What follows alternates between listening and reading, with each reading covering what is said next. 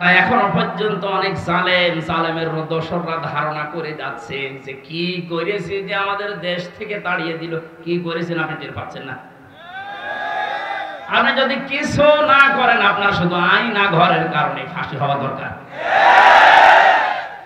মানবতার সাথে যেটা কত বড় মারাত্মক অপরাধ আপনি টের পাচ্ছেন না? এখনো যারা ছিল তাদেরকে একটু জিজ্ঞাসা করেন।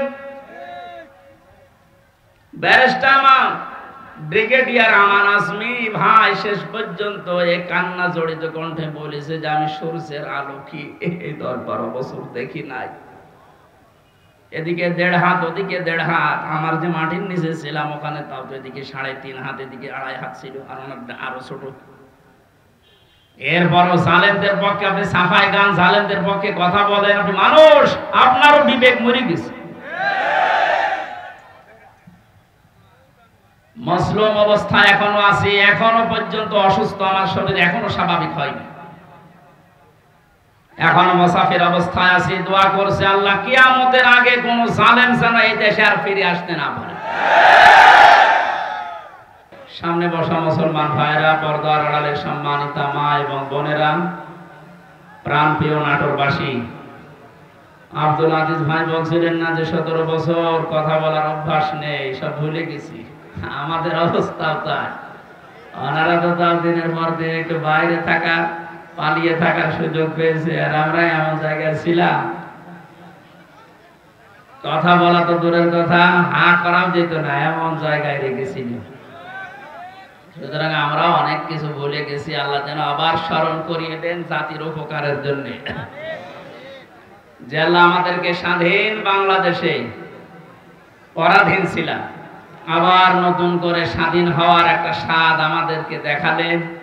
সবচাইতে বড় স্বাদ পাবো যদি আল্লাহর কোরআন দিয়ে জমিনটা চলে। এইটা দেখতে মন খুব চায়। আমি 7-8 দিন আগে ছিলাম মালয়েশিয়া, দুবাই, সিঙ্গাপুরে, সমস্ত জায়গায়। এদের দেশে ইসলাম নেই, কিন্তু ইসলামের নিয়ম নীতিগুলো তারা মানে। 1500 বছর আগে বিশ্বনবী যে জানিয়েছিলেন পবিত্রতা ঈমানের অঙ্গ, এটা শোনেননি কোনোদিন? পাক পবিত্র থাকা এটা ঈমানের অঙ্গ। কোন কোন জায়গায় পেয়েছি এটা ঈমানের অর্ধেক। এই শব্দটা নিয়ে চিন্তা করেছিলাম, কিন্তু এত গুরুত্ব দিয়ে কথা বলার কারণ কি? সিঙ্গাপুরে যে দেখলাম এই হাদিসের বাস্তবতা চলছে। আমার সামনে একজন, তার ছেলে একটা ঠোঙা, এই যে চিপস মিষ্টি চকলেট মকলেট খাবার পর এটা ঠোঙা ফেলেছিল রাস্তায়। কোথায় ছিল পুলিশ জানি না, সঙ্গে সঙ্গে এসে এটা ফেলেছে কে? বলছে আমার ছেলে বোঝে না, এই জন্য না, রাস্তাঘাটে কিছু ফেলা যাবে না, যখন ফেলেছে জরিমানা দেওয়া লাগবে। ধরে নিয়ে গেল থানায়। কি পরিষ্কার পরিচ্ছন্ন, কি মানে জায়গাটা দেখলে মনে হচ্ছে। রাতের বেলা যে বাড়িতে ছিলাম বললাম ভাই মশারি, বলে কিসের মশারি? কোন মশা নেই দেশে। কত বড় পরিষ্কার থাকলে একটা মশা চোখে দেখা যায় না বলেন তো? এই জন্য বলছি ওদের দেশে ইসলাম ওরা মানে না, কিন্তু ইসলামের নিয়ম নীতি গুলো দেখলাম ফলো করছে। বিশ্বাস করে না ইসলাম যে শান্তির ধর্ম, এটা বিশ্বাস করে না। খ্রিস্টান আর বৌদ্ধ দেশে বেশি, কিন্তু ইসলামের নিয়ম নীতি ফলো করার কারণে, শুধু আইনের শাসন থাকার কারণে, এই 17 বছর অনেকে শুধু মিথ্যা বলে উড়িয়েছে যে আইনের শাসন আমরা প্রতিষ্ঠা করেছি, কিচ্ছু করে না। এই শব্দটা উল্টিয়ে বলা যায় যে বেআইনের শাসন প্রতিষ্ঠা করেছিল। গতকালকে সাবেক অবৈধ আইন মন্ত্রী, অবৈধ বলা যাবে কারণ সরকার অবৈধ, মন্ত্রীগুলো অবৈধ, ওনারে যখন ডিম উপর দিয়ে মারে, নিচ দিয়ে মারে, বিভিন্ন জায়গায় যখন ডিম দিচ্ছিল থেরাপির কারণে, শেষ পর্যন্ত বলেই ফেলেছে একটা দোষ আমার না, সব আমারে উপর থেকে নির্দেশ দিয়েছে হাসিনা। এই কথাটা বলার পরে দেখলাম লোকটা হাসতেছে। আমার মনে হয় ওর কার, আমার দেখ মামা এসেছে আজকে সাথে কুষ্টিয়া থেকে, অনেক মামা, ওর একটা হালকা তার কাটা আছে। আমার মনে হয় এই ব্যাটারও তার এরকম কেটে দিয়েছে।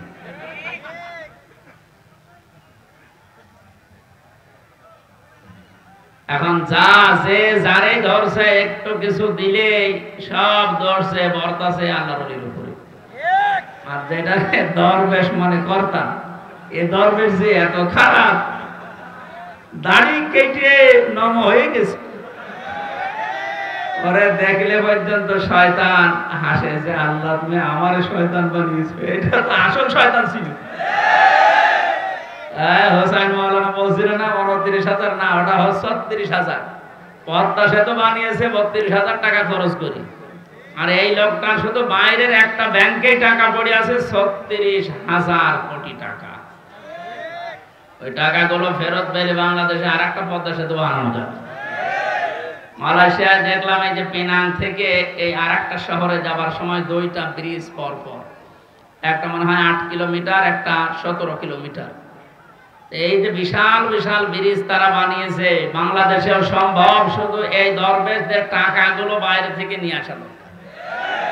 এই জন্য যারা দায়িত্বে আছেন আহ্বান জানাবো, এসব এ দরবেশ হোক আর ধরবেশ হোক, এদেরকে এভাবে বিভিন্ন জায়গা দিয়ে ডিম যখন দিচ্ছে দিয়ে কি বলবো, এগুলো নিয়ে এই টাকা পয়সা গুলো সব আমাদের দেশে নিয়ে আসেন, দেশ ইনশাল্লাহ দাঁড়িয়ে যাবে। আমরা পবিত্র পরিষ্কার পরিচ্ছন্ন হওয়ার কথা বলছিলাম। স্বাধীন দেশে যেহেতু এখন আছি, চর্মচোখে 52 বছর 53 বছর তো আমার বয়স না, আমার বয়স 32-33 বছর। এখানে যারা আছে এরকম বহু বয়সের মানুষ আছে, এ মানুষগুলো সহ আমরা দেখেছি এই 52 বছর বিভিন্ন মানুষে দেশটা চালিয়েছে, কিন্তু কাঙ্ক্ষিত মানের শান্তি আমরা এখনো পাইনি। এখন শুধু বাকি আছে যে কোরআন দিয়ে চললে কেমন দেখা যায় এটা দেখতে বাকি আছে। এটা আমরা দেখতে চাই কিনা? এটা এমনি এমনি হবে? কথা শেষ করবো। এমনি এমনি শুধু দোয়া করে হবে? কাজ করা লাগবে না। সুতরাং কোরআন দিয়ে চালাবে যারা, এরকম মানুষগুলোকে আজ আমরা ওখানে পাঠাতে চাই আর দেখতে চাই চর্মচোখে। আল্লাহ আমাদেরকে তুমি একটু দেখার তৌফিক দাও যে জমিনটা কোরআন দিয়ে চলছে। দল মত নির্বিশেষে আমরা এই অনুষ্ঠানে ইবাদত মনে করে এসেছি। বলেন তো আলহামদুলিল্লাহ। তাআওয়ানু আলাল বিররি ওয়াত তাকওয়া ওয়া লা তাআওয়ানু আলাল ইসমি ওয়াল উদওয়ান।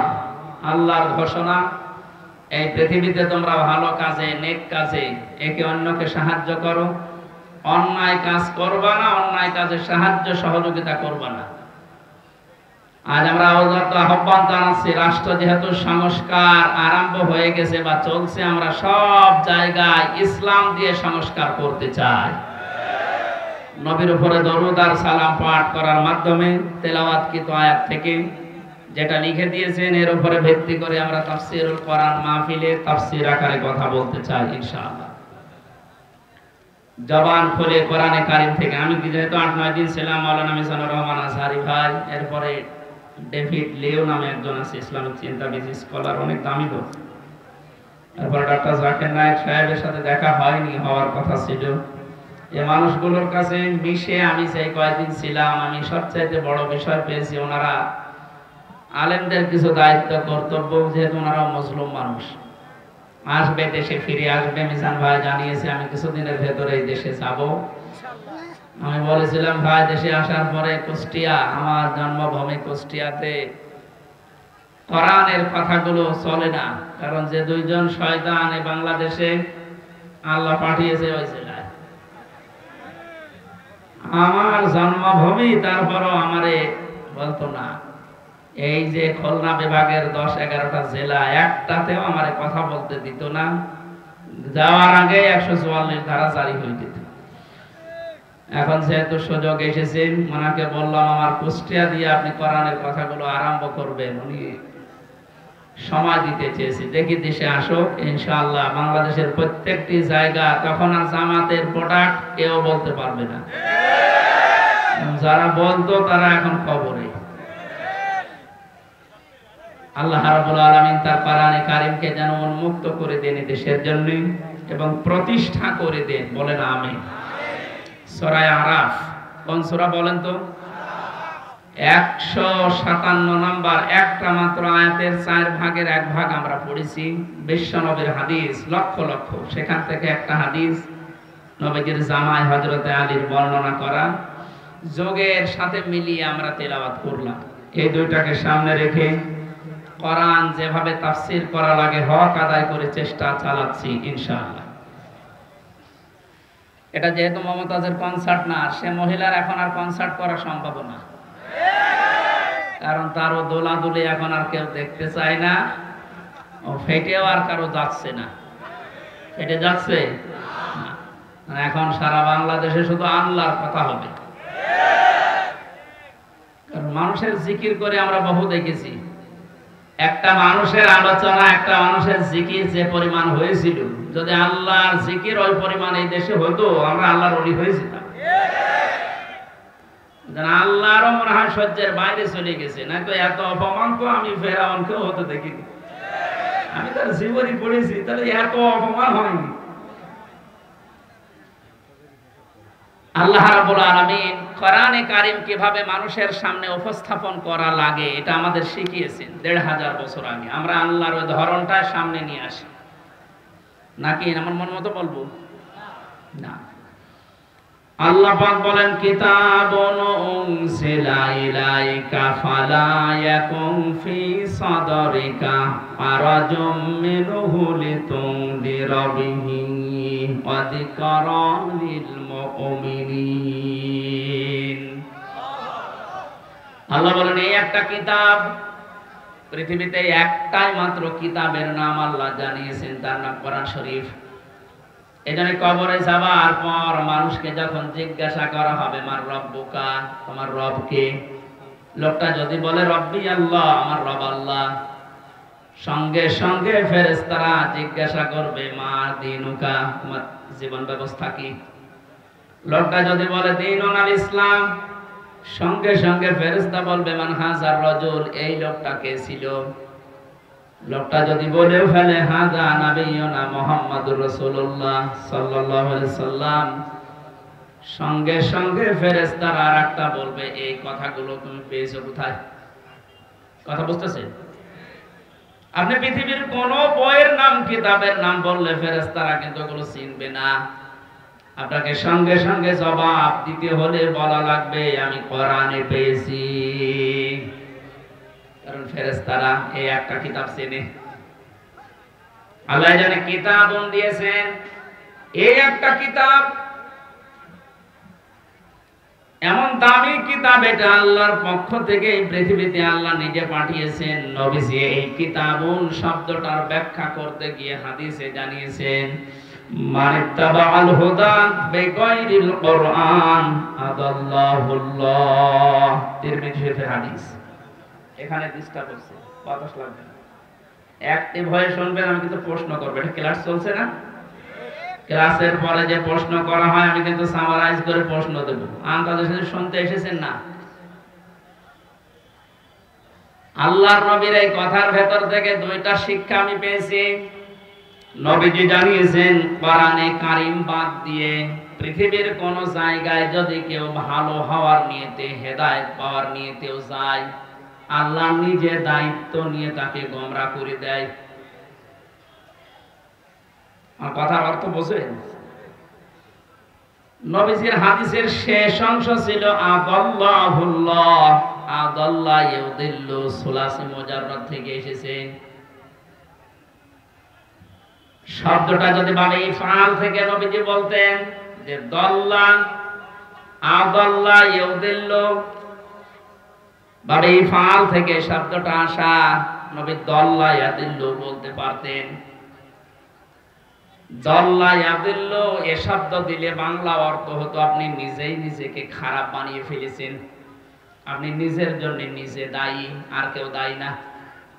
আদাল্লাহ শব্দ যখন আসবে বাংলা অর্থ তখন হবে আপনার হয়তো নিয়ত ভালো ছিল, আপনি কোন জায়গায় গিয়েছিলেন যে ভালো হয়ে যাব, কিন্তু কোরআন সেখানে ছিল না।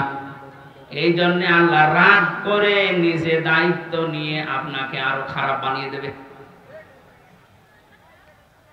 এটার জন্য সবচেয়ে বড় কারণ হচ্ছে পৃথিবীতে একটাই মাত্র কিতাব আল্লাহ মানুষকে হেদায়েত দেওয়ার জন্য সর্বশেষ পাঠিয়েছেন, তার নাম কোরআন শরীফ। কোরআন বাদ দিয়ে হেদায়েত দেওয়ার মতো কোন কিতাব কিয়ামত পর্যন্ত আর নেই। কথা বুঝতেছেন? এজন্য সর্বপ্রথম আয়াত দেখবেন যালিকাল কিতাবু লা রাইবা ফি, কিতাবের আগে আলিফ লাম আছে। আল্লাহ নির্ধারিত করে জানিয়েছেন একটাই মাত্র কিতাব যেটা মানুষকে হেদায়েত দিতে পারে, তার ভেতরে কোনো সন্দেহ নেই, ভুল নেই, অবকাশও নেই। হাদিসের ব্যস্ততায় আমি যেটা পেয়েছি, ও বাংলার জনগণ, কোরআন যেখানে নেই ওই রকম জায়গায় এখন থেকে যদি আপনি ভালো হওয়ার নিয়তেও চান, আপনাকে আমির হামজা খারাপ বানাবে না, খারাপ বানিয়ে দেবে কে? এবার এক বাক্যে বলবেন হেদায়েত দেওয়ার একচ্ছত্র মালিকানা হামজার? বলেন। নবীজির? কার? আল্লাহ ছাড়া পথ কেউ দেখাতে পারে না, হেদায়েত দিতে পারে না। উনি যদি বলেন আমি তোকে খারাপ বানাবো, বলেন তো কে আছে আপনাকে পথ দেখাবে? বলেন। এই জন্যে আমার শেষ কথা, ফাইনাল কথা এইটাই, আজকে থেকে সিদ্ধান্ত দৃঢ়ভাবে নেওয়া লাগবে। কোরআন যেখানে নেই, সে যত বড় বাবার দরবার হোক, যত বড় রাজনৈতিক দল হোক, যেখানে কোরআন চলে না, কোরআনের কর্মসূচি নেই, আমি ওখানে যাব না। ওখানে যদি আমি ভালো হওয়ার নিয়তেও থাকি, তাহলে আমারে খারাপ বানিয়ে গোমরা বানিয়ে জাহান্নামে পাঠাবে কে? আমার মনে হয় এই ওয়াজটা যদি আজ আমরা বাংলার 18 কোটি জনগণের ভেতরে 10 কোটি মানুষও মেনে নিতে পারি, এদেশে আমরা গোমরাহি থেকে মুক্ত হব। আল্লাহ রাব্বুল আলামিনের হেদায়েত আমাদের জন্য আম হয়ে যাবে। আশা করছি আপনি কথাটা মেনে নেবেন আপনার প্র্যাকটিক্যাল জীবনে, যে কোরআন যেখানে নেই ওই রকম দলে আমি আজকে থেকে আর নেই। এটা শুধু সামিয়ানার নিচ পর্যন্ত শেষ, বাইরে নিয়ে যাবেন তো? যেখানে কোরআন নেই, তাহলে যদি আপনি জানো ভালো হওয়ার নিয়ত আপনার ছিল, কিন্তু আপনাকে আল্লাহ ভালো রাখবে না। শ্বশুরকে মানুষ অনেকে বাবা বলে ডাকে, এটা হারাম না, জায়েজ আছে। কিন্তু নিজের বাবার সামনে যদি বারবার শ্বশুরকে আব্বাজান বলেন, লোকজন জিজ্ঞাসা করে এইটাকে, এটা আমার শ্বশুর আব্বা, আর এইটা চিনি না, বাবা রাগ হবে না? বাবা বলা জায়েজ আছে বলে আপনি একেবারে সব সময় মুখে ফেনা তুলে ফেলবেন আব্বাজান বলে, আসল যেটা জন্মদাতা বাবা, ওর কোনো খবর নেই। ওনার মনে যেমন দুঃখ লাগার সম্ভাবনা আছে, কোরআনে কারীম আল্লাহ হেদায়েত দেওয়ার জন্য পাঠিয়েছেন। এটা বাদ দিয়ে সত্যি যদি আপনি কোন জায়গায় আপনার নিয়ত ভালো নিয়েও যান, আল্লাহ কিন্তু দায়িত্ব নিয়ে আপনাকে খারাপ বানিয়ে দেবে। আল্লাহ এই জন্য শব্দটা প্রথমে দিয়েছেন কিতাবুন, এই একটা কিতাব। উনজিলা ইলাইকা, হে নবী আপনার প্রতি আমি এটা নাযিল করেছি। ফালা ইয়াকুম ফি সাদরিকা হারাজুম মিনহু লিতুনদিরা বিহি, এই কিতাব দিয়ে যখন ওয়াজ করবেন, এই কিতাব দিয়ে আপনার উম্মতদেরকে যখন সতর্ক করবেন, তখন আপনার মনের ভেতরে যেন কোনো সংকীর্ণতা না আসে। হারাজুন শব্দের ব্যাখ্যা পেয়েছি আমি তাফসীরে দুইটা, একটু খেয়াল করেন। এক নম্বরে কোরআনে কারীম দিয়ে যখন আপনি মানুষকে বোঝাবেন, তাফসীর করবেন, ব্যাখ্যা বিশ্লেষণ দিবেন, তখন আপনার মনের ভেতরে যেন এই ধারণা না আসে, না জানি অনেকের আবার মন খারাপ হয় কিনা। এরকম মানুষের দেশে ছিল না? কোরআন দিয়েই বলতো, কিন্তু কেটে যেত, চেপে যেত, গোপন করত, মনে মনে ভাবতো সব যদি কোরআনের কথা ওপেন ভাবে এভাবে খোলাখুলি বলি, সবার মন পাওয়া যাবে না, অনেকেই আমার উপর মন খারাপ করবে। এই জন্য নবীজিকে আল্লাহ প্রথমে এই শব্দ দিয়ে জানিয়েছেন, আপনি যখন কোরআন প্রচার করতে যাবেন, তখন আপনার মনের ভেতরে যেন কোনো সংকীর্ণতা কাজ না করে, যে কে কি বলল। দুই নম্বরে আবহমান কাল থেকে অনেক নিয়ম নীতি ইসলাম মনে করে মানুষ পালন করে আসছে। আপনি যখন কোরআনে কারিমের কথাগুলো সঠিকভাবে তুলে ধরবেন, ওইগুলো টিকবে না, এমনি কেটে যাবে। তখন হয়তো অনেকের মন খারাপ হবে, আপনি সবার মন তো পাবেন না। এই জন্য আপনাকে বলছি, কে কি মনে করবে বলবে, কারো দিকে তাকাবেন না। আপনার মনও যেন ছোট না হয়, সংকীর্ণ না হয়। সঠিক কথাগুলো তুলে ধরার দায়িত্ব আপনার, আর হেদায়েত দেওয়ার দায়িত্ব আমি আল্লাহর। যিকরালিল মুমিনিন, কোরআন শরীফ আমি আল্লাহ দিয়েছি মুমিনদের জন্য, এটা উপদেশ। এই আয়াতটা সামনে রেখে আজকে আমরা তেলাওয়াত কিন্তু আয়াতের তাফসীর করব ইনশাআল্লাহ। এবার বলি আমরা, আউযু বিল্লাহি মিনাশ শাইতানির রাজীম, বিসমিল্লাহির রহমানির রহিম। আল্লাযীনা ইয়াত্তাবিউনার রাসূলান নাবিয়্যাল উম্মিয়্যাল্লাযী ইয়াজিদুনাহু মাকতুবা। সাদাকাল্লাহুল আযীম। কোন সূরা বলেন তো? আরাফ। আরাফ মানে? আরাফ মানে প্রাচীর। আরাফ মানে কি? বিভিন্ন অর্থ আছে। আরাফের অন্যতম অর্থ হচ্ছে আরাফ মানে প্রাচীর। কিয়ামতের দিন আল্লাহ জান্নাত জাহান্নামের মাঝে একটা প্রাচীর দাঁড় করাবে। কিছু মানুষকে আল্লাহ ওই জায়গায় বসাবে, জান্নাতেও দেবে না, জাহান্নামেও দেবে না, ওখানে স্টিল তারা বসে থাকবে, দাঁড়িয়ে থাকবে। নামকরণ বলছে, তাফসীর করার জন্য 13টা জিনিস সামনে রাখা লাগে। আমরা উসুলে তাফসীরের যে নিয়ম পড়েছি, এখানে কত আলেম বসে আছে দেখতে পাচ্ছেন না? নাকি ফাটা যায় একজনকে লাগিয়ে দেব? ছাতা করলে কি ইবাদত থাকবে? এটা কষ্ট হচ্ছে গরমে আমাদের, তারপরও যেহেতু এটা ইবাদত, এই কারণে আমরা বসে আছি কিছু নেওয়ার জন্য, নাকি? আরাফ কি নাম বললাম? এটা একটা প্রাচীর, জান্নাত জাহান্নামের মাঝে আল্লাহ রাখবেন। নামকরণের ভেতরে আমি তাফসীরে তাবারি থেকে বলছি এটা। নবীজি বলেন, সাহাবীরা, এখানে আল্লাহ যাদেরকে বসাবেন এদেরকে জান্নাতেও দেবে না, জাহান্নামেও দেবে না, একেবারে স্টিল। প্রশ্ন করলেন সাহাবী, হে নবী, এদেরকে আল্লাহ জান্নাতে দিচ্ছে না, কারণ কি? বিশ্বনবী জানিয়েছেন, এই মানুষগুলোকে আল্লাহ জান্নাতে দেবে না, তার অন্যতম কারণ এরা মা বাবার সাথে খারাপ আচরণ করত। এরা নামাজ পড়েছে, রোজা রেখেছে, ভালো ভালো কাজের আঞ্জাম দুনিয়ায় দিয়েছে, দান সাদকা এদের সব ছিল, শুধু একটা বিষয়, পারিবারিক জীবনে মা বাবার সাথে এদের ভালো ব্যবহার ছিল না।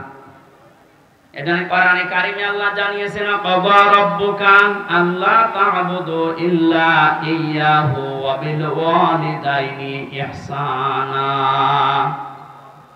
আমি আল্লাহ রায় দিয়েছি। রায় দিচ্ছেন কে?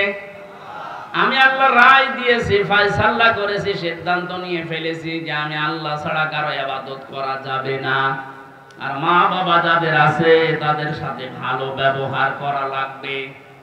আয়াতের ভেতরে দুইটা বিষয় বেশি। কয়টা? এই যে আল্লাহর ইবাদত করা লাগবে, আল্লাহর আইন মানা লাগবে, কোনো প্রশ্ন করা যাবে? বলেন বলেন। আপনার বুঝে আসুক বা না আসুক, আল্লাহর আইন, আল্লাহর ইবাদত মাস্ট বি। আপনাকে এই জন্য আল্লাহ বানিয়েছে। তাহলে আল্লাহর আইন মানা এটা ফরজ। আল্লাহর আইন মানা কি? আরো জোরে বলেন। মা বাবার আইন মানা কি? না, এই শোনেন, মাঝখানে ওয়া আল্লাহ দিয়েছেন, খেলা করার জন্য দিয়েছেন। ওয়াবিল ওয়ালিদাইনি ইহসানা, মা বাবার আইন মানা ফরজ না, মা বাবার সেবা করা ফরজ। মা বাবার পেছনে খরচ করা, তাদের সেবা শুশ্রূষা করা, এটা কিন্তু নফল না, মুস্তাহাব না, মুবাহ না। এটা আল্লাহর নামাজ যেমন পড়েন ঠিক ওই রকম ফরজ। এই মানুষগুলো এই কাজ করে না, এই জন্য আল্লাহ এই জায়গায় দাঁড় করিয়ে রেখেছে। সাহাবী বলেন, হে নবী, এদেরকে আল্লাহ জাহান্নামে দেয় না কেন? তাহলে বিশ্ব নবী বলেন, সাহাবীরা, এই মানুষগুলো দ্বীন কায়েমের জন্য দুনিয়ায় আন্দোলন করেছে, চেষ্টা চালিয়েছে, এই কারণে জাহান্নামে দেয় না। তাহলে হাদিস থেকে বোঝা যায় দুনিয়ায় যারা দিন কায়েমের জন্য চেষ্টা চালাবে, সংগ্রাম করবে, মুজাহাদা করবে, এই মানুষগুলোর জন্য জাহান্নামের আগুন হারাম। আমরা জাহান্নামে যেতে চাই না, কারণ যারা আমরা ইসলাম এই পৃথিবীতে দাঁড় করানোর জন্য, কায়েম করার জন্য চেষ্টা চালিয়ে যাচ্ছি, খাদেম হিসাবে, কামলা হিসাবে, আমাদেরকে আল্লাহ জাহান্নামে দেবেন আপনি বিশ্বাস করতে পারেন। তো পারিবারিক জীবনে যেন এমন কোন কাজ আমরা না করি যে না আমরা জান্নাতেও যেতে পারছি না। এখন একটা ছোট্ট প্রশ্ন এখানে আছে, আজ হাজার লক্ষ পরিবারে আমরা অনেকেই চেষ্টা করে যাচ্ছি যে পারিবারিক জীবনে আমরা শান্তি সুখে কাটাবো, যেন জাহান্নামে যাওয়া না লাগে মা বাবার সাথে আচরণ খারাপ করার কারণে। তো অনেক পরিবারে আমরা বাস্তবে দেখতে পাচ্ছি স্ত্রীর কারণে আর স্ত্রীর মা বাবার এই কুপরামর্শের কারণে অনেক সংসারে সন্তান মা বাবার সাথে ভালো আচরণ করতে পারছে না।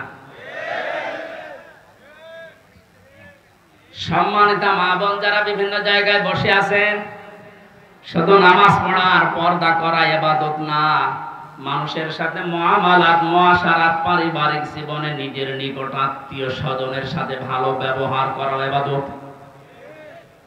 এটা হাজারো পরিবারে নেই, এজন্য অনেক মানুষ ইসলামও সঠিকভাবে মানতেও পারছে না। বাস্তবতায় সে দান, সাদকা, নামাজ, রোজা, হজ, যাকাত বহু কিছু করছে, পারিবারিক জীবনে স্ত্রীর শুধু মন ছোট থাকার কারণে নিজেও বাধ্য হয় স্ত্রীর কারণে মা বাবার সাথে খারাপ ব্যবহার করতে। আপনি কিন্তু আমাকে আরাফ নামক জায়গায় দাঁড় করাতে বাধ্য করছেন। সুতরাং স্ত্রী যারা এসেছেন ওরা মন উদার করবেন, মনে করবেন যাদের বাড়িতে আসলাম এগুলো আমার মা আর বাবা। আমি হাজারো মেয়ে লোককে দেখেছি নিজের মা বাবা দোষ করলেও কিছু মনে করে না, মাফ করে দেয়, মানিয়ে নেয়। শ্বশুর শাশুড়ি একটু ভুল করলে মানাতে পারে না, তখন স্বামীর কাছে আস্তে আস্তে কানে কানে কথা তুলে দেয়। এরকম মহিলা দেশে নেই? শ্বশুর শাশুড়ি যারা বসে আছে ওরা তো এখন বগল বাজাচ্ছে যে কাজ হচ্ছে।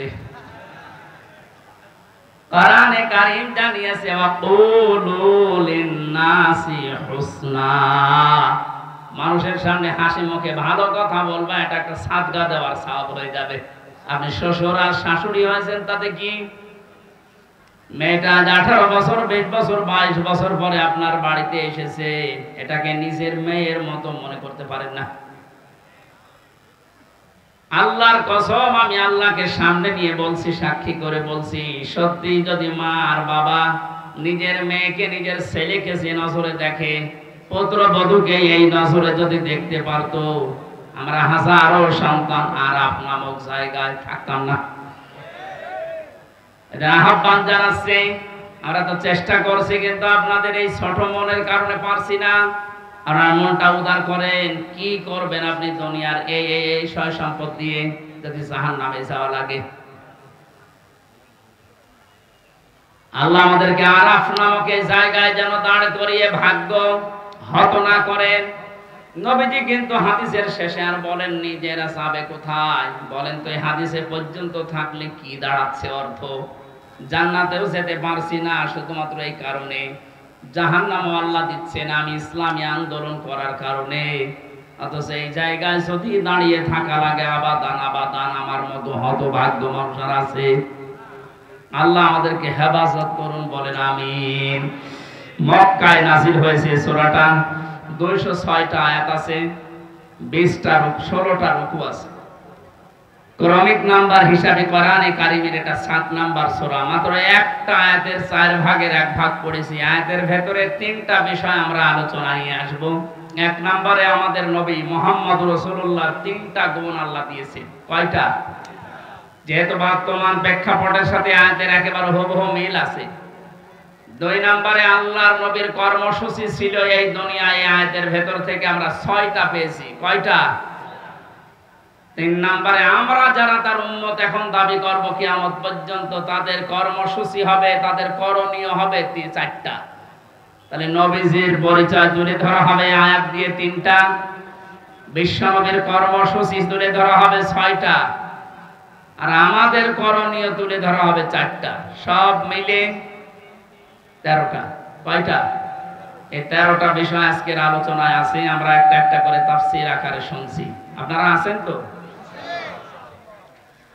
আল্লাহ পাক বলেন, আল্লাযীনা ইয়াত্তাবিউনার রাসূলান নাবিয়্যাল উম্মিয়্যা, তোমরা অনুসরণ করো, ইত্তেবা করো, দেখে দেখে চলো। এই যে তাবউন শব্দটা আছে, আমি 12 সালে যখন আলোচনা আরম্ভ করেছিলাম বিশ্ববিদ্যালয়ের সেকেন্ড ইয়ারে থাকতে, ওই সময় তাবউনের ব্যাখ্যা পড়েছিলাম। অনেকে ইন্টারনেটে এটা দেখেছেন, মনে আছে আপনাদের? তাবউন মানে কি? তাবউন মানে দেখে দেখে চলা। আপনার সামনে একটা মানুষ হেঁটে যাচ্ছে, কিভাবে কিভাবে পা লাগায়, কোথায় হাত নাড়ায়, মাজা দোলায়, কিভাবে তাকায়, একেবারে ওইভাবে হুবহু ওই জায়গায় পা ফেলে হাত নাড়িয়ে মাজা দুলিয়ে চলার নাম তাবউন। আল্লাহ পাক এখানে ইত্তেবা দিয়েছেন, আল্লাযীনা, যারা, ইয়াত্তাবিউনা, অনুসরণ করছে, করবে। এটা মুজারে, বর্তমান, ভবিষ্যৎ, প্রেজেন্ট, ফিউচার। কার অনুসরণ করছে, করবে? রাসূলান নাবিয়্যাল উম্মিয়্যা, বিশ্বনবীর পরিচয় আল্লাহ এখানে দিয়েছেন 3টা। 1 নম্বরে রাসূল ছিলেন তিনি, 2 নম্বরে তিনি ছিলেন নবী, 3 নম্বরে তিনি ছিলেন উম্মি। এবার আসেন তো, রাসূল কাকে বলে, নবী কাকে বলে, উম্মি কাকে বলে? এই পৃথিবীতে বহু নবী এবং রাসূলের কথা আমরা শুনেছি। 1,24,000 নবী রাসূলের কথা আমরা জানি। পৃথিবীতে আল্লাহ মানুষকে হেদায়েত দেওয়ার জন্য, পথ প্রদর্শন করার জন্য পাঠিয়েছেন। এতগুলো নবীর জীবনী, কর্ম পদ্ধতি বলতে বলতে তো সময় চলে যাবে। আমি গুরুত্বপূর্ণ কয়েকটা নবীর জীবনী থেকে বলছি। যত নবীকে আল্লাহ দুনিয়ায় দাওয়াতি কাজ করতে পাঠিয়েছিলেন, সবচাইতে বেশি কষ্ট সহ্য করেছিলেন হযরতে মুহাম্মদুর রাসূলুল্লাহ। এনার পরে যার নামের তালিকা পাওয়া যায় তিনি হযরতে ইব্রাহিম আলাইহিস সালাম। এনার পরে যার নামের তালিকা আছে হযরতে নূহ আলাইহিস সালাম। এনার পরে যাদের নামের তালিকা আছে সিরিয়াল হিসাবে, আল্লাহ পাক কোরআনে কারিমে জানিয়েছেন, শারআ লাকুম মিনাদ-দীনি মা ওয়াসসা বিহি নূহা ওয়াল্লাযী আওহায়না ইলাইকা। আমি নির্ধারিত করে দিলাম, লিখে দিলাম, নির্ধারণ করে দিলাম, আমি আল্লাহ সই স্বাক্ষর করে দলিল করে দিলাম তোমাদের জন্য। নূহ আলাইহিস সালামকে, ইব্রাহিম আলাইহিস সালামকে, ঈসা আলাইহিস সালামকে, এই সমস্ত মুসা আলাইহিস সালাম, এই বড় বড় নবীদের নামগুলো দিতে দিতে আল্লাহ জানিয়েছেন, হে নবী, এই প্রত্যেকটা নবীকে কিন্তু আমি আল্লাহ জানিয়েছিলাম, আনাকিমুদ্দিন, তোমরা দিন কায়েম করো। আপনাকেও আমি ওহী করলাম ঠিক ওইভাবে, ওয়াহাইনা ইলাইকা, আপনার প্রতি আমার একই ওহী, আন আকিমুদ্দিন, আপনি দিন কায়েম করেন জমিনে, ওয়ালা তাতাফাররাকু ফি, এ বিষয়ে কোনো ফতোয়াবাজি করবেন না। সময় কিন্তু এসে গেছে এখন এই দেশে ঠিক ওই রকম। আর যে যেখানে যে মতে চলেন না কেন, সবাইকে আমরা আহ্বান জানাচ্ছি, সবাই আসেন ঐক্যবদ্ধ হয়ে আল্লাহর দ্বীন, কোরআনে কারীম, ইসলাম এই দেশে আমরা এখন কায়েম করার পরিবেশ তৈরি করি। সত্যি যদি এটা কায়েম না হয়, হালালকে হালাল জেনে অনেক সময় মানা যাবে না, হারামকে হারাম জানার পরও ছেড়ে দেওয়া যাবে না। এই 17 বছর যেটা দেখলাম, এই জন্য আমাদের সবচেয়ে বড় কাজ হবে এখন আল্লাহর এই জমিনে আল্লাহর দ্বীন কি করে কায়েম করা যায়, দাঁড় করানো যায়। বিশ্ব নবী মুহাম্মদুর রাসূলুল্লাহকে আল্লাহ রাসূল বলে ঘোষণা দিচ্ছেন যে, হে নবী, আপনি আপনার পরিচয় উম্মতদের সামনে দেবেন যে আমি তোমাদের জন্য রাসূল হয়ে এসেছি। 511 জন রাসূলের কথা আমরা পড়েছি, আর বাকিগুলো সব আল্লাহ নবী হিসাবে পাঠিয়েছিলেন। এই সমস্ত মানুষদের দায়িত্ব কোরআনে কারিমে এক একটি আয়াতের ভেতরে আল্লাহ দিয়েছেন, ওয়ালাকাদ বা'আসনা ফি কুল্লি উম্মাতির রাসূলান আনি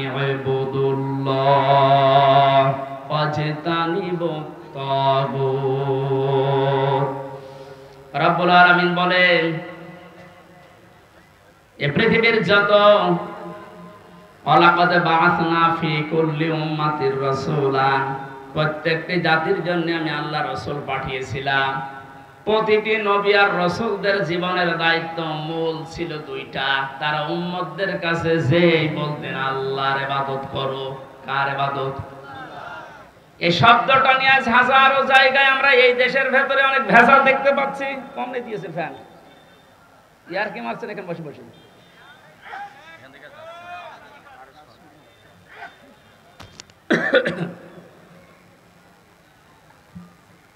এই যে ইবাদত, এই শব্দটা ব্যাপক অর্থবোধক একটা শব্দ। এটা নিয়ে আজ হাজারো ঝামেলা ভেজাল তৈরি করে শব্দটাকে আজ কলঙ্কিত করে ফেলেছে অনেকে। এই জন্য সতর্ক হওয়ার সময়, সংস্কারের সময় যখন চলছে, আমরা এখন সতর্ক এবং সংস্কার এই মন নিয়ে আমরা ইবাদত করব। আমার ইবাদতের ভেতরে যেন কোনো ভেজাল না আসে। গাড়ি গাড়ি ইবাদত করা লাগবে, কোরআনে আল্লাহ এমন দেয়নি। ইবাদত করো, আখলিস দীনাকা ইয়াকফিকাল আমালুল কলিল। তোমার ঈমানটা যদি খাঁটি হয়, কাজকর্ম আমল যদি কম হয়, আমার আল্লাহ মাফ করে দেবে। আমাদের অনেকের কাজ কারবার দরবেশ বাবার মতো গাড়ি গাড়ি দেখতে পাচ্ছি। ওর একটা বক্তব্য শুনেছিলাম কয়েকদিন আগে, ও বলেছে কোরআনেও সমস্যা আছে। এই নামটা নিয়ে, আহলে হাদিসের নাম নিয়ে অনেক মানুষ আজ মানুষকে ধোঁকা দিচ্ছেন। আহলে হাদিস এই শব্দটা খারাপ না, কিন্তু শব্দটা নিয়ে আজ ধোঁকা দিয়ে বোকা বানিয়ে অনেকে এখনো পর্যন্ত জালেমদের পা চাটতেছে। কালকের বক্তব্য ছিল একজনের রফিক নামে, আমি নাম নিয়েছি এই কারণে চেনার জন্য। এই লোকটা জানাচ্ছে এখন জনগণকে, আবু সাইদ নামে এই ছেলেটা শহীদ হয়নি, ও নিজে আত্মহত্যা করেছে।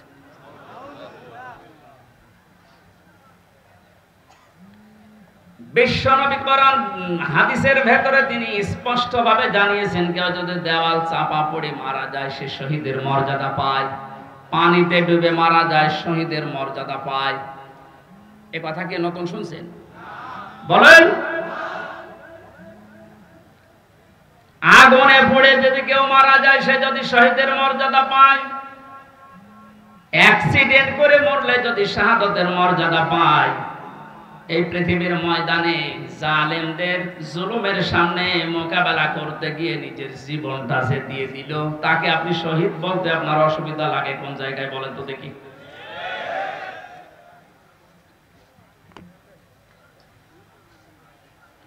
এবার আমার দুইটা নোটিশ বলছে, যেহেতু এই শব্দটা শুনে আজ 2 দিন ধরে অনেক জালেমের দোসর যারা, তারা এখনো পর্যন্ত অপপ্রচার চালাচ্ছে এদের বিরুদ্ধে।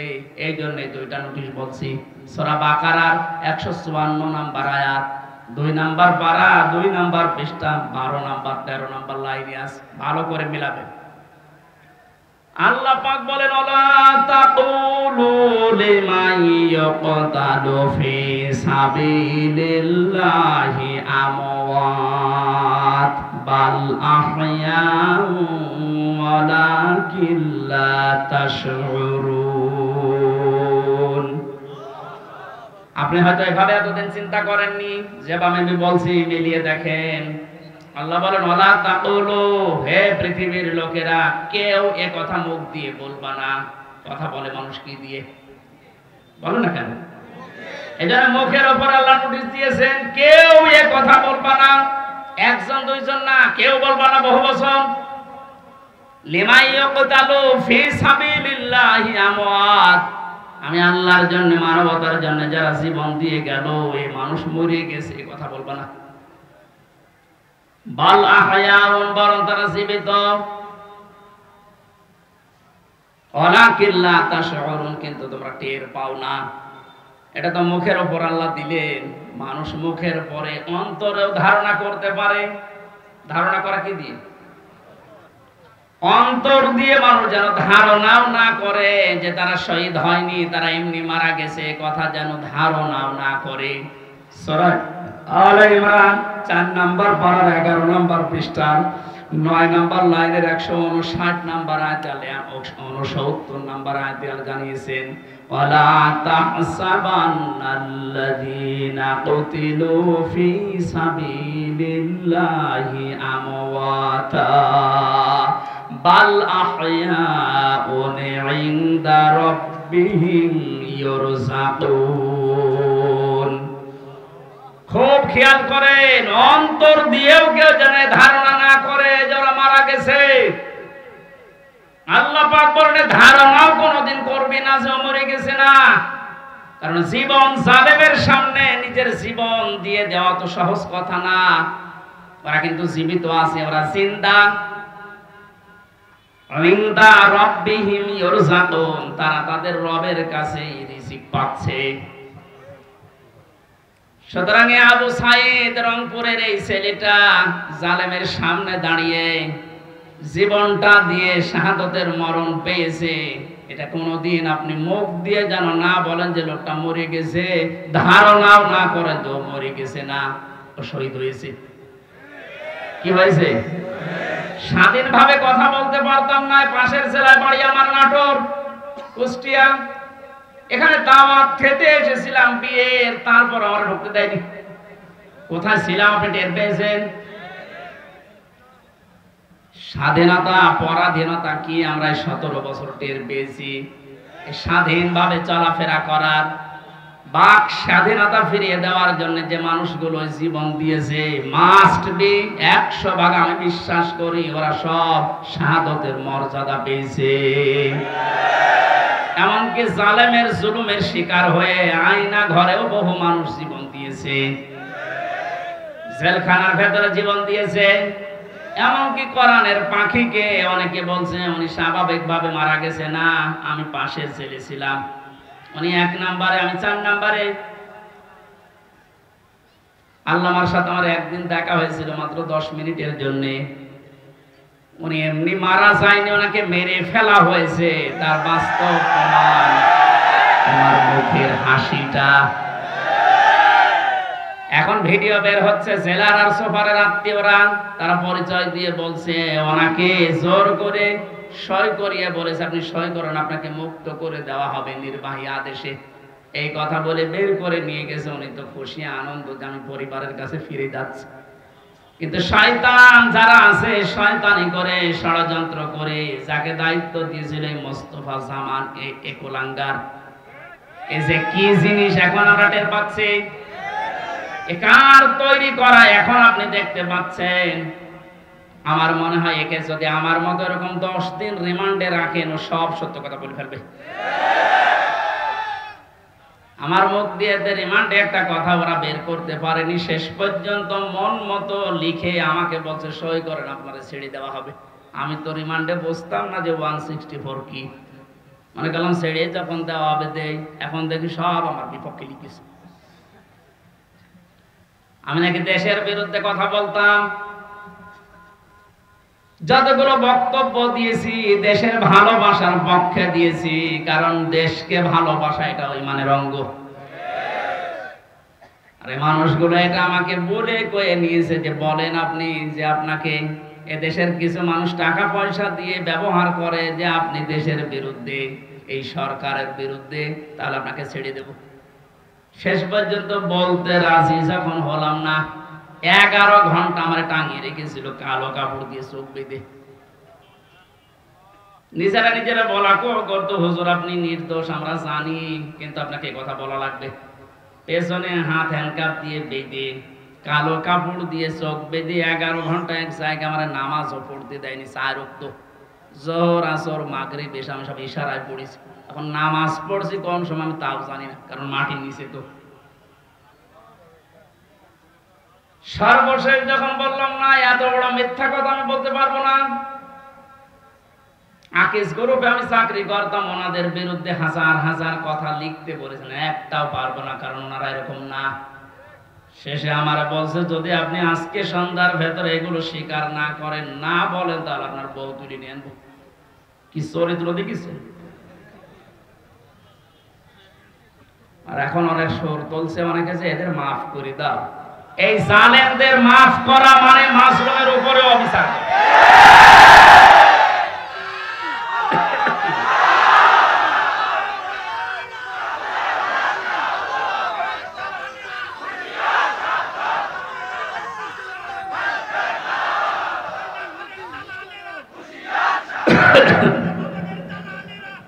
আমার ভাইরা, আপনি আমান আজমের জীবন ফিরিয়ে দিতে পারবেন? ব্যারিস্টার আরমানের স্ত্রীর কাছে আপনি কি জবাব দেবেন বলেন? কোথায় পৌঁছিয়েছেন তার জীবনটা? কি ট্যালেন্টেড সন্তান ছিল মীর কাসেম আলীর। আমি জেলখানায় থাকতে এক কারারক্ষী এসে আমার কুতুবউদ্দিন ওর বাড়ি, রাজবাড়ি, রাত 12টার পরে যখন ডিউটি হয়েছে এসে বলছে, হুজুর একটা গোপন কথা বলি, কাউকে যেন বললেন না এখানে, তাহলে আমার সমস্যা হবে। কি হয়েছে বলে, আমি যেদিন দায়িত্বে ছিলাম মীর কাসেম আলীর, যেদিন ফাঁসি হবে লোকটাকে যেয়ে বললাম, স্যার আর সময় নেই, মাত্র 3 ঘন্টা আছে, আপনি প্রস্তুতি নেন। উনি আমারে বলছে, ভাই কারারক্ষী এখনো তো সময় 3 ঘন্টা আছে, আমি 2 ঘন্টা ঘুমাই, তুমি আমারে ডেকে দিও। আল্লাহর কসম, আমি আল্লাহকে সামনে নিয়ে বলছি, ও যা যা বলেছে একটাও মিথ্যা কথা না, সবগুলোই এইভাবেই বলেছিল। যে আমি পাহারা দিতে গিয়ে দেখলাম লোকটা ঘুমিয়ে গেল। 2 ঘন্টা পর ওনারে ডাকলাম, ঠিক ঘুম থেকে উঠলো, গোসল করে ওযু করে শেষের নামাজটা শেষ করে একটা চা বানিয়ে বলছে, নেন। বললাম, স্যার আমি চা খাবো না। আপনার কিছুক্ষণ পরে বলে, জানি আমি, আর মাত্র 15 মিনিট আছে। জল্লাদ শাহজাহান এসে গেছে, ডাক দিয়ে নিয়ে যাচ্ছে, বলেন চলেন। উনি আমারে বলছিল, ভাই আমির হামজা, আপনাকে আমি বলি, আমিও তো মানুষ, উনিও মানুষ, মাত্র 3 ঘন্টা ধরে পর ফাঁসি, তার 2 ঘন্টা ঘুম আসলো কি করে? এই লোকটার সন্তান ব্যারিস্টার আরমান, উনি কিন্তু ওই সময় জানে যত ছেলে গুম হয়ে আছে, মরে গেছে না বেঁচে আছে তাও জানে না। বাংলাদেশ না, বিশ্বের ভেতরে যদি আমার মনে হয় 100 জন মানুষ থাকে যে মানুষকে কর্মসংস্থান তৈরি করে দেয়, তার ভেতরে মীর কাসেম আলী একজন। কত কিছু দুনিয়ায় তার ছড়িয়ে আছে, আপনি হিসাব করতে পারবেন কি? হামজার মতো সে, তার স্ত্রী সন্তান কোথায় আছে সে কিচ্ছু জানে না। এই কঠিন মুহূর্তে তার নিজের হাজারো যারা অনুসারী, তার সহকর্মী যারা, হাজার হাজার মানুষ পালিয়ে বেড়াচ্ছে, জেলখানায় আছে, আটক আছে, মরে গেছে, সব কিছু তার কাছে সংবাদ আসতেছে। এমন কঠিন সময়ও লোকটা 2 ঘন্টা ঘুমিয়েছে। এমনি ঘুম আসবে না, অবশ্যই আমার আল্লাহ তাকে সূরা হামিম সেজদার 30 নাম্বার আয়াত ফেরেশতা দিয়ে শুনিয়েছে। কোরআনে কারীম জানিয়েছে, ইন্নাল্লাযীনা ক্বালু রাব্বুনাল্লাহু সুম্মা ইসতাকামু তাতানাজ্জালু আলাইহিমুল মালাইকা আল্লা তাখাফু ওয়া লা তাহজানু ওয়া আবশিরু বিল জান্নাতিল্লাতী কুনতুম তুআদুন। আল্লাহ পাক বলেন, যারা এই কথা বলে যে আল্লাহ তুমি আমাদের রব, আমি ঠিকই আছি এই কথার উপরে, আল্লাহর সঙ্গে সঙ্গে তার বিপদে আপদে পড়লে ফেরেশতা নাজিল করবে। এই জন্য তাতানাজ্জালু দিয়েছেন আল্লাহ, 1 জন 2 জন পাঠায় না, মালাইকা বহু বছর হাজারো ফেরেশতা তার জন্য আল্লাহ পাঠিয়ে সান্ত্বনা দেয়, আল্লাহ তাখাফু ওয়া লা তাহজানু, কোনো ভয় নেই, কোনো চিন্তা নেই, ওয়াবশিরু বিল জান্নাহ, ওই জান্নাতের সুসংবাদ গ্রহণ করো, আল্লাতী কুনতুম তুআদুন, যার ওয়াদা আল্লাহ করেছে। আমার মনে হয় ঠিক মীর কাসেম আলী শহীদ, উনি আল্লাহর ফেরেশতাদের দ্বারা শুনতে পেয়েছিলেন, সন্তান ব্যারিস্টার আরমানের জন্য চিন্তা নেই, হাজার হাজার সহকর্মীর জন্য চিন্তা নেই, ওগুলো আল্লাহ সব দেখবে, তুমি জান্নাতে প্রবেশ করো। তাছাড়া কি করে ঘুম এসেছে আমার তো বিশ্বাস হয় না, আমিও তো ছিলাম, আমার তো ঘুম আসতো না, রাতের পরে রাত আমি বিনা ঘুমে কাটিয়েছি। ঘুম আসে না, কি করবো, 2-3টা ঘুমের বড়ি খেয়েও ঘুম আসে না। অথচ লোকটার 2 ঘন্টা 2.5 ঘন্টা পরে ফাঁসি, আর বলছে আমি 2 ঘন্টা ঘুমিয়ে নেই। আপনি কি যা তা মনে করেন এটা? এই লোকটার সন্তান ব্যারিস্টার আরমান, আর স্ত্রী জানতো না যে লোকটা মেসে আছে না মারা গেছে। গতকালকে তিনি একটা ভিডিওতে বলছিল, আমি আমার পরিবারের আশা ছেড়ে দিয়েছিলাম, কারণ খাবার দিত পচা খাবার, অধিকাংশ সময় আমার রোজা রেখে কাটানো লাগতো। এই 8 বছরে আমার মনে হয় সে প্রায় 8 বছরই রোজা ছিল।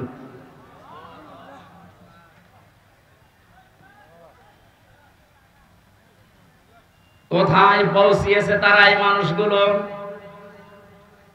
আর উল্টা পাল্টা এখনো পর্যন্ত অনেক জালেমের দোসররা ধারণা করে যাচ্ছে যে কি করেছে যে আমাদের দেশ থেকে তাড়িয়ে দিল। কি করেছেন আপনি টের পাচ্ছেন না?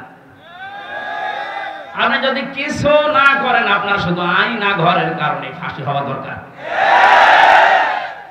মানবতার সাথে যেটা কত বড় মারাত্মক অপরাধ আপনি টের পাচ্ছেন না? এখনো যারা ছিল তাদেরকে একটু জিজ্ঞাসা করেন।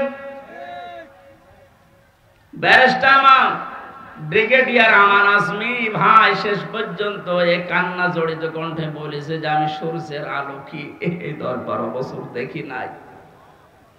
এদিকে 1.5 হাত, ওদিকে 1.5 হাত। আমার যে মাটির নিচে ছিলাম ওখানে তাও তো এদিকে 3.5 হাত, এদিকে 2.5 হাত ছিল, আর ওনারটা আরো ছোট। এরপরও জালেমদের পক্ষে আপনি সাফাই গান, জালেমদের পক্ষে কথা বলেন। আপনি মানুষ, আপনারও বিবেক মরে গেছে। মজলুম অবস্থায় এখনো আছি, এখনো পর্যন্ত অসুস্থ, আমার শরীর এখনো স্বাভাবিক হয়নি, এখনো মুসাফির অবস্থায় আছি। দোয়া করছে আল্লাহ কিয়ামতের আগে কোন জালেম যেন এই দেশে আর ফিরে আসতে না পারে। আমরা যারা আছি এই দেশে এখন, আমাদের আলেমদের উচিত হবে নবীরা রাসূলরা তাদের যে পরিচয়গুলো আল্লাহ তুলে ধরেছিলেন, নবীর কাজ কি, রাসূলের কাজ কি, এই পরিচয়গুলো আমরা এখন জনগণের সামনে তুলে ধরবো। তাদের কর্মসূচি 6টা। কয়টা? আইহাল্লু লাহুমুত তাজ্জিবাত, তারা হালাল করত পবিত্র জিনিস।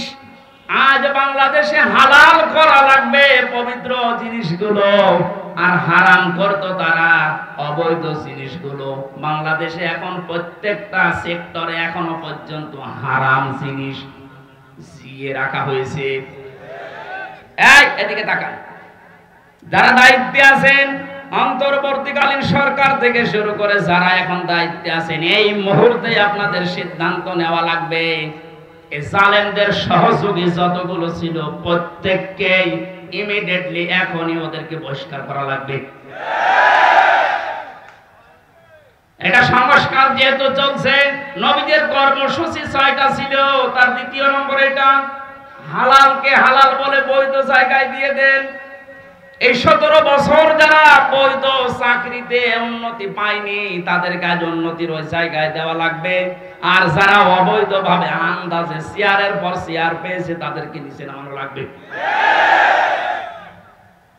ইসলামী ব্যাংক থেকে শুরু করে বাংলাদেশের যত ব্যাংকিং ব্যবস্থা, বিচার ব্যবস্থা, প্রশাসন, ব্যবসা, প্রত্যেকটি দিক আর বিভাগে যেহেতু সংস্কার আরম্ভ হয়েছে, এই সংস্কার ইমিডিয়েটলি কয়েকদিনের ভেতরেই করা লাগবে। এখনো পর্যন্ত এই হারামখোর যারা, এদের এই অভ্যাস এখনো যাবে না। বলেন না হুজুর দোয়া করেন। নূহ নবীর চাই থেকে আমি বড় হয়ে গেছি। নূহ নবী দোয়া করেছিলেন না? কি বলেছিলেন? লা তাযারা আলাল আরদি মিনাল কাফিরিনা দাজ্জারা ইন্নাকা ইন তাযারহুম ইউদিল্লু ইবাদাকা ওয়া লা ইয়ালিদু ইল্লা ফাজিরান কাফারা। হে আল্লাহ, বহু চেষ্টা করেছি এদের পেছনে, 950 বছর দাওয়াত দিয়েছি। এদের যে চরিত্র, এদের আন্ডা বাচ্চা পর্যন্ত যেন জমিনে একটাও না থাকে, কারণ যেটা থাকবে ওর পেট থেকে যেটা আসবে ওইটা হবে হারাম। এজন্য জুলুমের পুনরাবৃত্তি আমরা আর দেখতে চাই না। এটা মারাত্মক একটা অপরাধ, সবচাইতে বড় অপরাধ এই গুম। এটা মানুষকে আপনি মেরে ফেলতে পারতেন, সংবাদ দিতেন যে লোকটা মারা গেছে। দেলাওয়ার ভাইয়ের সন্তানের সাথে নাটোরে যা করেছে, আপনি কি জবাব দেবেন বলেন তো? মেরে লোকটাকে ঘরের ভেতরে আপনি আটকিয়ে রাখলেন, পরের দিন জানতে পেরেছে জনগণ, এটাও মোবাইল ট্যাগ করে অমুক জায়গায় মরে পড়ে আছে। এই বিশ্বাসঘাতক এই জালেমকে যদি এখন নাটোরবাসী মাফ করে দেয়, যে কি জবাব দেবেন আপনি আল্লাহর কাছে আর দেলাওয়ারের কাছে? বলেন, আপনার ছেলেটা যদি হয়তো আপনি টের পেতেন। আমি একটু টের পেয়েছি, তাই আমার মুখ দিয়ে বরদোয়া চলে আসছে। আমার মেয়েটা আমাকে আজ পর্যন্ত চেনে না। 3টা বছর আমার যোগাযোগ বিচ্ছিন্ন রেখে দিয়েছিল শয়তান। ওরে আমি 8-9 মাস রেখে গিয়েছিলাম, এখনো তো বয়স 4 বছর। আমার এখনো পর্যন্ত আমার কাছেও আসে না, আমার ডাকেও না, আমার কাছে আসে না। কারণ মনে করো বিভিন্ন হুজুর আসতো, ওই রকম একজন হুজুর। আমি জেলখানা থেকে যেদিন বের হয়ে বাড়িতে গেলাম, আমার বলছে হুজুর আমাদের বাড়ি চলে। আপনি হাসতেছেন, আমার মনের ভেতরে কত দুঃখ জানেন। আমার নিজের মেয়ে আমার চিনি না, যে জালেমদের কারণে, জুলুমের শিকার হওয়ার কারণে ওদের কেউ যেন ওদের বংশধর না আছে। মাফ করে দিন। মাপ আপনি এই জায়গায় থাকলে আপনার মুখ দিয়ে মাপ বের হতো না।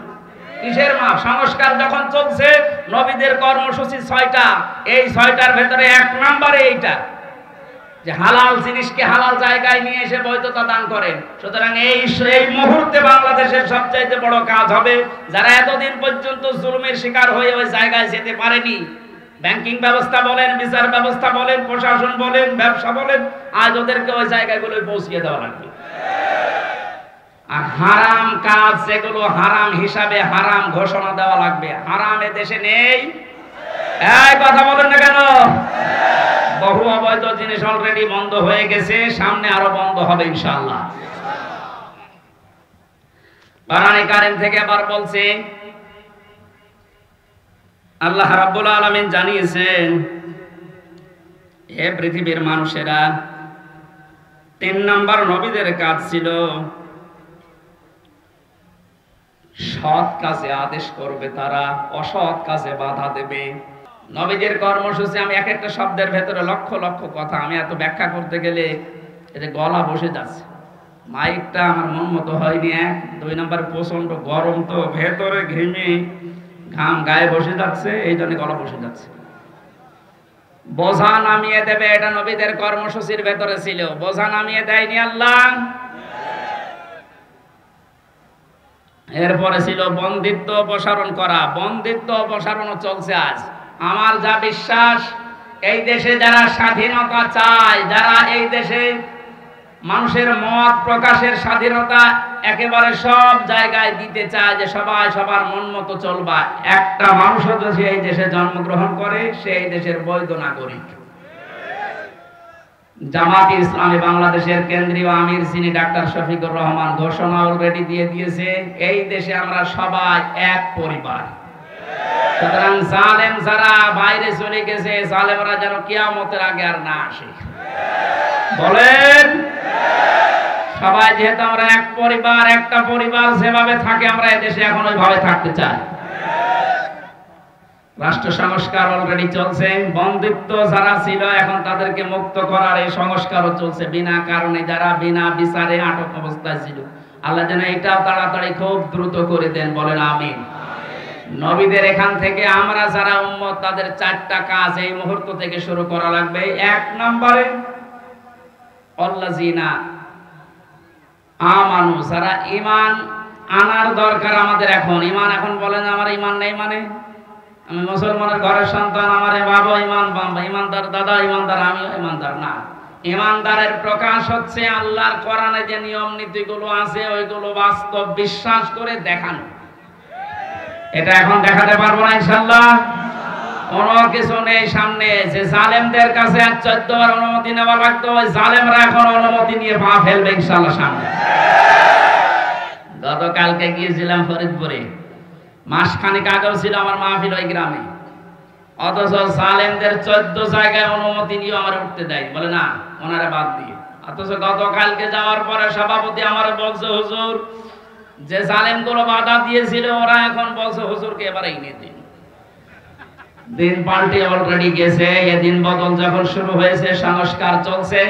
যেখানে যেখানে জুলুম অত্যাচার, ছাত্র ভাইরা যারা আছে ঐক্যবদ্ধ হয়ে এই জুলুমের অবসান ঘটানোই লাগবে ইনশাআল্লাহ। বহু ব্রিজ এই দেশে আছে যেখানে ফেরেশতারা মনে হয় টোল নিত। আমার কুষ্টিয়ার এই যে মেহেদি রমি ব্রিজের যে টোল, এক শয়তান নাকি আদায় করতো। 5 তারিখে স্বাধীন হওয়ার পরে বিকালে ওটা উড়িয়ে দিয়েছে, এখন সবাই খুশি। এরকম বহু জায়গায় অবৈধভাবে যারা টোল তুলতো, এই টোল গুলো যেন সব ভেঙ্গে গড়িয়ে মাটির সাথে মিশিয়ে দেওয়া হবে। আমাদের ঈমান তাহলে 2 নম্বরে নবীদেরকে সাহায্য করা। নবী যেহেতু নেই, নবীর উত্তরাধিকারী এখন যারা, নবীর অনুসারী এখন যারা কাজকর্ম চালাচ্ছে ইসলাম এই দেশে নিয়ে আসার জন্য, তাদের সাহায্য করা আমাদের কর্মসূচির ভেতরে নিয়ে আসতে হবে। আমি এটা বানিয়ে বলছি। সূরা আরাফের 157 নম্বর আয়াত আপনি বাড়ি যেয়ে তাফসীর আকারে পড়েন, এইটা পাবেন। 3 নম্বরে তাদের সাহাচর্যে যাওয়া লাগবে। সুতরাং আজ যারা এই দেশে একামতে দ্বীনের দায়িত্ব পালন করছে, আপনি তাদের সাহাচর্যে যান, দেখেন তাদের অ্যাক্টিভিটিস, তাদের কর্ম, তাদের চরিত্র কি, এগুলো দেখে যদি আপনার ভালো লাগে আপনি তাদের সাহায্য করেন। 4 নম্বরে তাদের সাহায্য শুধু করবেন না, এদের উপরে যে নূর আল্লাহ নাজিল করেছেন নবীদের উপরে, এই নূর মানে কোরআন শরীফ, এই নূরের বাস্তবায়ন যেন হয়। এই নূর দেখে দেখে সামনে আমাদের পথ চলা লাগবে। আল্লাহ এই 13টা জিনিস আমাদের জীবনে যেন এনে দেন, বলেন আমিন। আমি আমার এই ছোট্ট ঈমান থেকে এবং ছোট্ট জীবন থেকে যেটা দেখলাম, বাংলাদেশে যারা একামতে দ্বীনের দায়িত্ব পালন করছে এবং সামনে করবে, আমি গ্যারান্টি দিতে পারি এই মানুষগুলোর ভেতরে যদি 4 আনা দুর্নীতি কোনোদিন পান, তাহলে আপনি সঙ্গে সঙ্গে আস্তাগফিরুল্লাহ বলে মুখ ফিরিয়ে চলে আসবেন। আমার বিশ্বাস, আমি যা পেয়েছি, যা দেখেছি, 4 আনা দুর্নীতি এদের ভেতরে পাবেন না। এজন্য অনেক নাস্তিক পর্যন্ত আজ বলতে বাধ্য হচ্ছে, এরা যদি 5টা বছর চালাতে পারে এই দেশে শান্তি কাকে বলে আপনি দেখতে পারবেন। আল্লাহ তুমি তোমার কোরআনে কারীম এই দেশে কায়েম করে দাও, এটা আমরা দেখতে চাই। আল্লাহুম্মা আমিন। লা ইলাহা ইল্লা আনতা সুবহানাক ইন্নী কুনতু মিনাজ জালিমিন।